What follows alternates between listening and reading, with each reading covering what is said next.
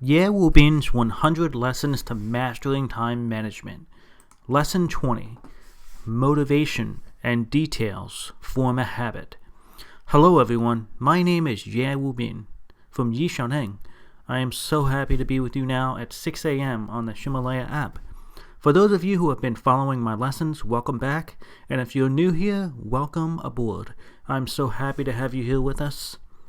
Time is man's scarcest resource. Once it's used, it can never be regained. So if you're not using your time effectively, or if the time you are spending is only getting you further away from your dreams in life, then stay with me.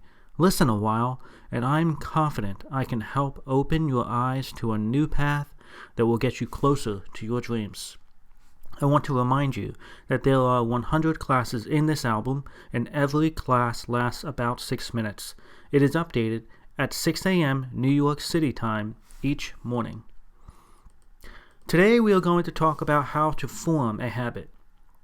I'll share with you a personal experience in order to help you understand why motivation and details form a habit.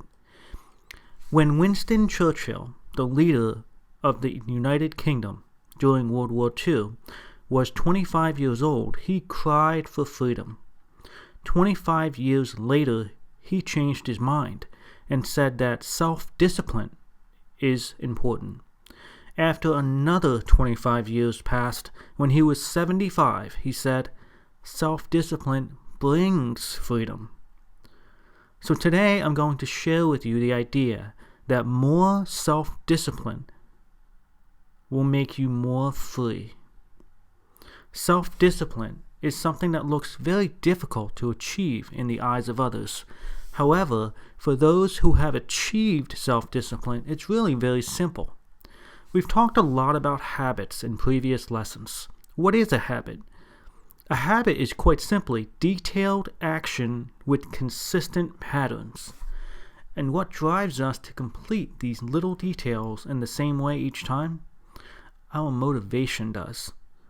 I will share a story about me, about the habit I have of taking cold showers.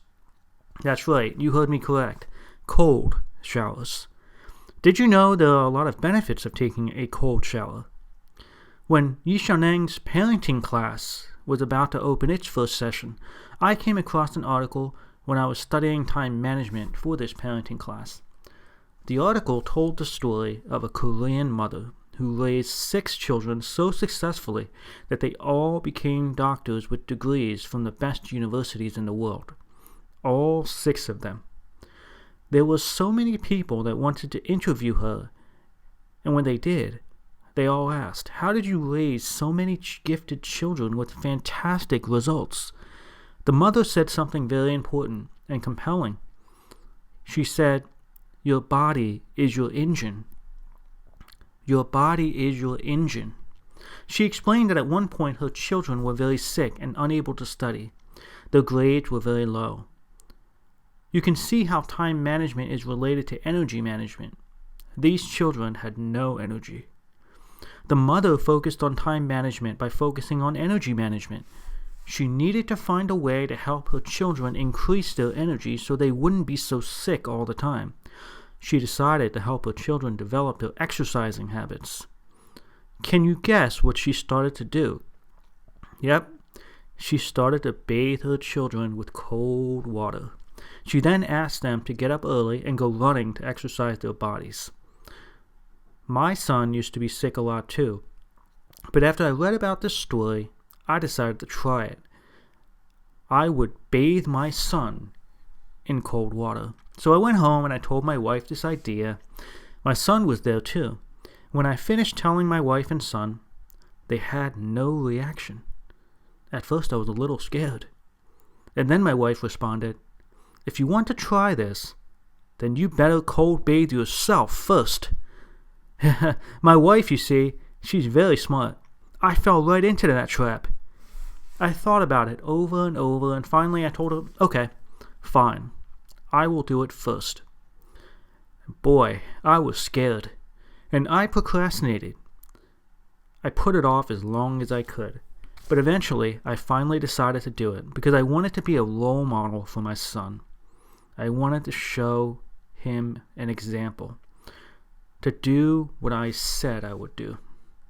One day later, as I was trying to generate the willpower to complete this challenge, I began to tell one of my students who is from Beihai, which is a city in southwest China.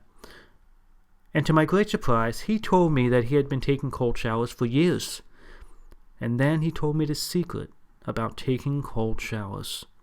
He said, "Your head fears the cold, so keep your head out of the cold water." But see, normally a shower starts with water hitting your head and then dripping to your waist and down to your feet. And he told me another thing. He said that cold air and moisture will enter your body and make you sick if you bathe in cold water. But he had another secret. He said that after taking a cold shower, use the blow dryer to warm your body. Focus the hot air on your outer elbow and knee joints.